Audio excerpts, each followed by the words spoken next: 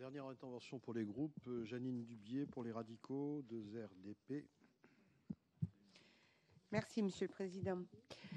Dans le cadre de la grande concertation nationale menée par le ministre délégué à la Ville, François Lamy, pour une refonte de la politique de la ville avec les 3 objectifs identifiés, la réforme de la géographie prioritaire, une contractualisation unique et l'élaboration de projets de territoire, je tiens à remercier notre président François Brottes d'avoir pris l'initiative de consacrer du temps de notre commission à la politique de la ville sous l'angle qui nous concerne ici, celui du développement économique de nos quartiers sensibles.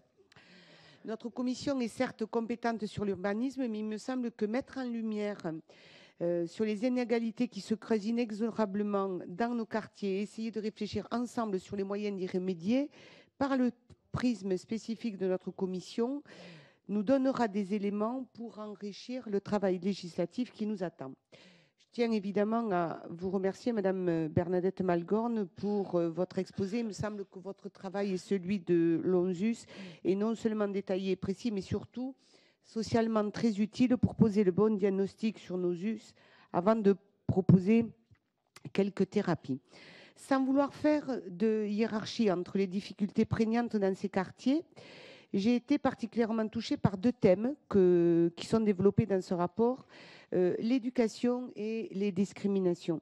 En ce qui concerne l'éducation, 57% des élèves de première sont dans des voies professionnelles et donc on constate une orientation plus fréquente vers la voie professionnelle pour les élèves résidant en ZUS, quel que soit le sexe et la catégorie socio-professionnelle. Ce chiffre doit nous interpeller parce qu'il apparaît en fait comme une fatalité à combattre et ces statistiques montrent qu'il faut agir à la racine dès le collège pour enrayer et favoriser la mixité scolaire.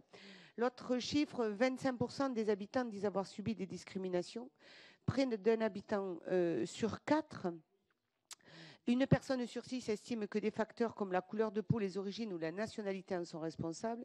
Et ces discriminations ont donc un impact important sur le chômage des habitants, puisque seul 1/3 de l'écart entre le taux d'activité des US et celui des autres territoires s'explique par des critères objectifs comme l'âge, le niveau d'études, etc. Je ne reviendrai donc pas sur toutes les informations importantes qui ont été développées et qui confirment l'accroissement des inégalités et le fait que la crise les a aggravées, si ce n'est pour constater à nouveau, et c'est démontré par un travail sérieux et objectif, que la crise ne touche définitivement pas tous les Français de la même manière. Alors, j'aurai tout de même 2-3 questions. La première, quel regard portez-vous sur le resserrement prévu des US qui devrait passer de 751 à une centaine, alors que précisément à la lecture de votre rapport, on y constate une précarisation grandissante. En ce qui concerne l'emploi dans les quartiers défavorisés et domaine très préoccupant, puisque le chômage s'y est accentué 3 fois plus vite que dans le reste du pays. Pensez-vous opportune une des recommandations du dernier rapport de la Cour des comptes qui serait de cibler les publics des US dans le parcours d'accompagnement de Pôle emploi destiné aux demandeurs rencontrant des difficultés de reclassement? Et enfin, pouvez-vous nous préciser le bilan de l'impact des zones franches urbaines qui, justement, devaient faciliter la création d'emplois en permettant aux entreprises installées de bénéficier d'exonérations de charges sociales et fiscales? Je vous remercie. Merci.